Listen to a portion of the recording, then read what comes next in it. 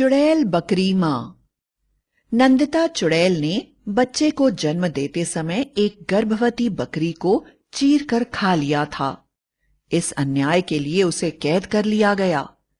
One देवी न्याय करते हुए बोली, बोलो नंदिता, अबोध मेमने ने ऐसा क्या पाप किया था कि तुमने उसकी मां को खा लिया?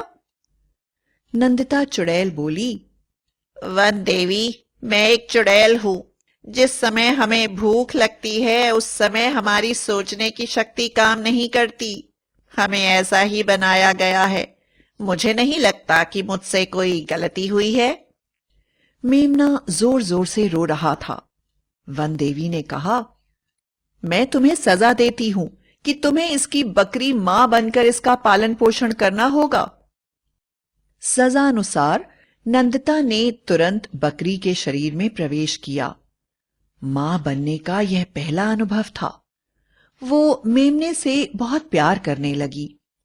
तभी अपनी गर्भवती बकरी को ढूंढते हुए उसका मालिक खुर्रम वहां आया और बोला, अरे वाह, मेरी बकरी ने बकरे को जन्म दिया है। इसे बेचकर अच्छा मुनाफा होगा और मैं अपना कर्जा चुका सकूंगा। यह सुनते ही नंदिता चुड़ैल को बड़ा ही बुरा लगा, क्योंकि अब वह मेमने की मां जैसा महसूस कर रही थी। वह गुस्से से इंसानी आवाज में बोली, मैं भी तो देखूं किसकी हिम्मत है जो मेरे होते हुए मेरे बच्चे को बेचता है। हाथ पैर यहीं तोड़ कर न रख दिए तो मेरा नाम भी नंदिता नहीं। उसकी बात सुनकर खुर्रम बुरी तरह से डर गया और बोला, अरे बकरी रानी, तुम्हें यह क्या हो गया? सुबह तक तो तुम अच्छी भली थी, अब इंसानों की भाषा में बात कर रही हो। मैं तो इसका सौदा जरूर करूंगा और मिलने वाले पैसे से महाजन का कर्ज भी दूंगा और घर का राशन भी लाऊंगा।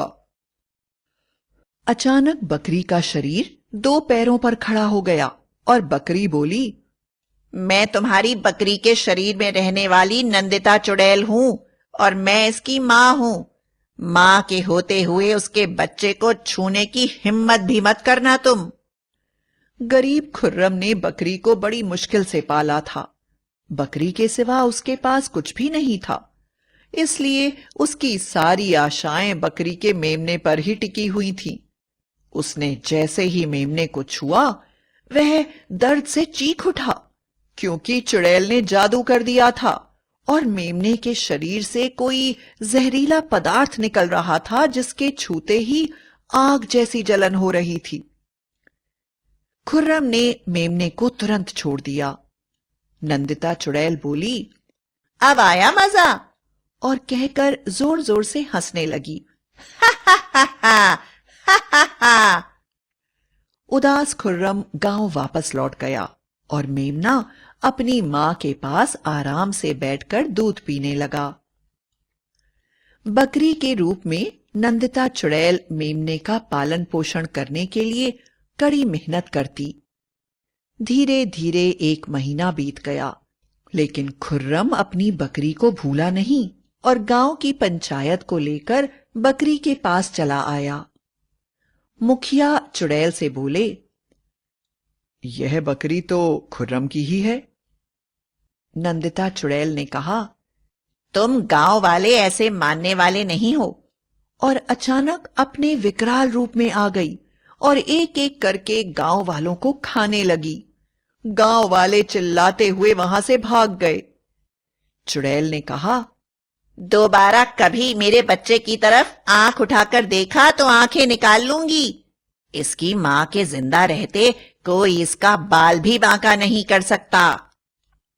वह उसको पाल तो रही थी, लेकिन चुड़ैल की जात भला कब तक बिना मांस के रहती। वह रोज बाहर जाती और दूसरे जानवरों को मारकर खाया करती थी। जो भी उसे देखता हैरान हो जाता। किसी ने भी कभी शिकार करने वाली बकरी को नहीं देखा था।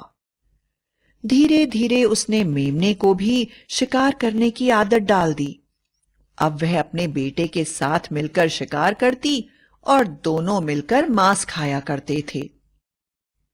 दूसरी तरफ खुर्रम अपनी बकरी को भूल नहीं पा रहा था।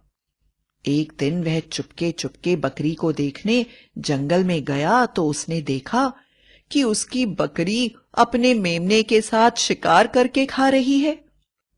बकरी के आतंक से जंगल के सभी जानवर बड़े ही भयभीत रहा करते थे। बकरी के सामने जो भी आता, बकरी उसे मार देती और अपने बेटे के साथ दावत उड़ाती थी। एक दिन जब बकरी शिकार करने के लिए जंगल के अंदर गई हुई थी, तो खुर्रम ने मेमने को चुरा लिया और गांव आ गया। वापस आने पर जब मेमना उसे नहीं मिला, तो बकरी चुड़ैल मां ने अपनी जादुई शक्तियों से पता लगाया कि उसका बच्चा खुर्रम लेकर गया है और वह खुर्रम से बदला लेने के लिए गांव आ गई। गांव आते ही उसने अपना विकराल रूप धारण कर लिया और एक विशाल काय बकरी चुड़ैल में बदल गई, जिसका शरीर तो बकरी का था मगर चेहरा चुड़ैल का था। अपने बड़े बड़े दांतों से वह लोगों को पकड़कर खाने लगी। वह जोर जोर से चिल्ला रही थी और कह रही थी, मेरा बच्चा मुझे वापस कर दो, वरना मैं इस गांव का नाश कर दूंगी। गांव के मुखिया ने उसे समझाने की कोशिश करते हुए कहा, देखो, तुम बकरी हो, तुम्हें जानवरों का शिकार करके उनका मांस नहीं खाना चाहिए। तुम अपने साथ ही साथ अपने बेटे का भी धर्म भ्रष्ट कर रही हो। बकरी ने मुखिया को अपनी मुट्ठी में दबोच लिया और बोली, अगर कोई मुझे मेरे बेटे से दूर करने की कोशिश करेगा तो मैं पूरे संसार को तबाह कर दूंगी। मुखिया मदद के लिए खुर्रम को बुलाने लगा। खुर्रम बकरी के बच्चे को लेकर वहां आ गया। अपनी मां को देखकर बकरी का बच्चा जोर जोर से चिल्लाने लगा, मैं। बकरी चुड़ैल ने तुरंत मुखिया को नीचे फेंका और बच्चे को उठा लिया और उसके बाद वह बुरी तरह से तांडव करने लगी। वह किसी को उठा रही थी, किसी को फेंक रही थी, किसी को भेज रही थी, किसी को काट रही थी और बार बार कह रही थी, मैं इसकी मां हूं। अगर आज के बाद किसी ने मेरे बच्चे को छूने की कोशिश की तो मैं उसे छोड़ूंगी नहीं। वन देवी को जब इस बात का पता चला तो उन्होंने नंदिता चुड़ैल को आदेश दिया, बस कर नंदिता, होश में आ जा।